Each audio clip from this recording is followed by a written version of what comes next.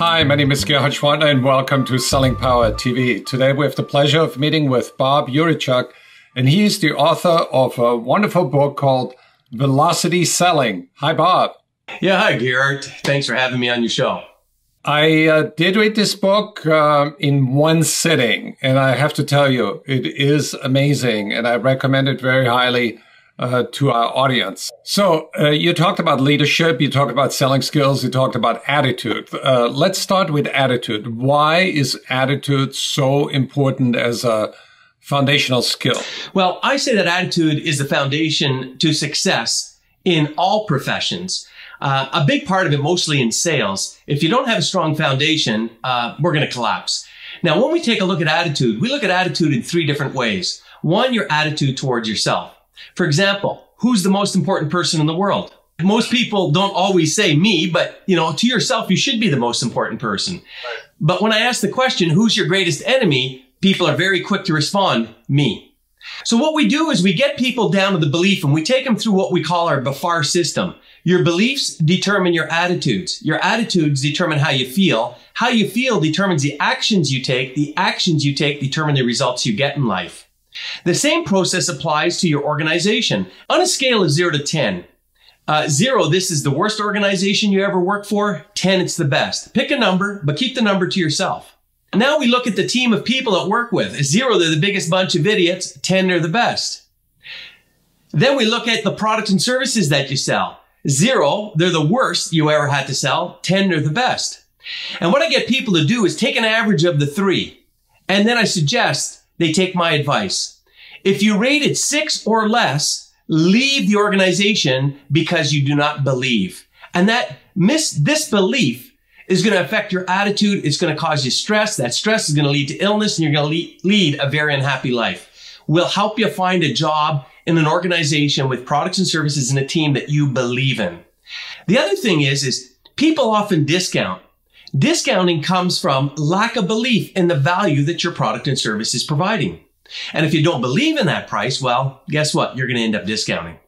I agree. So let's go to the next chapter in your book where you talk about the skills for building the relationship, how to build the relationship with the prospect. There's a lot of techniques in building relationships. That's the number one thing, because I often say that sales is not about closing a deal.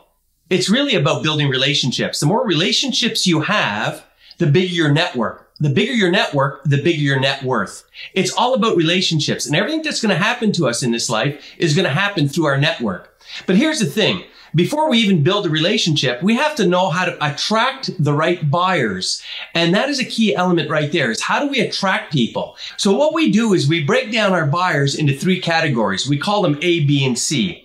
A being following the 80-20 rule. 80% of our revenue comes from 20% of our buyers. We call these A buyers, absolute, because they're absolutely necessary.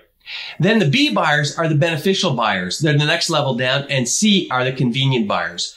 So if we were to take our database and break it down into ABCs based on certain criteria, we know what our existing buyers look like, and we could target in on the buyers. This way, we get a better return on our time invested. Let's talk about one more thing. I tell everybody, ditch to pitch. And you were telling people, empower your buyer. Talk to us about it. Well, a big part of it is first we have to engage the buyer. Now, engagement involves asking a lot of questions, but before you can ask questions, you have to ask permission to ask questions.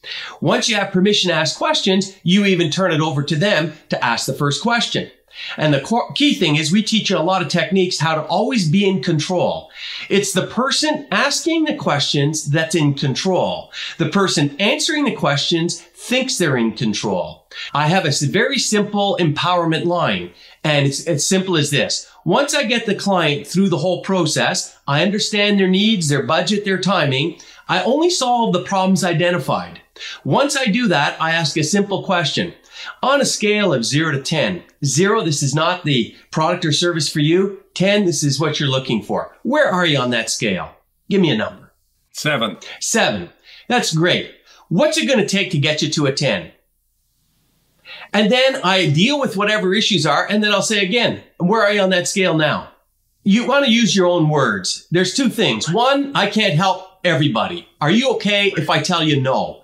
And what you're doing is making the buyer feel comfortable with accepting no, because that is non-traditional. Most salespeople are going for the yes, and they're going for 100% yes, which is not realistic.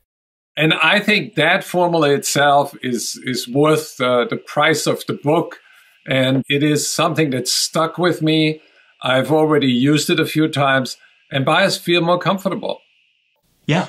Oh, much more. The barriers come down. It's no longer it's almost as if you're not trying to sell them. Well, thank you for that explanation. And we are going to share something with our readers of Selling Power magazine, where we will give them free access to 20 minutes of your training so they can get the flavor and learn a lot of things like I've learned from you. Well, great. I'm really happy to hear that. Thank you. Thank you very much.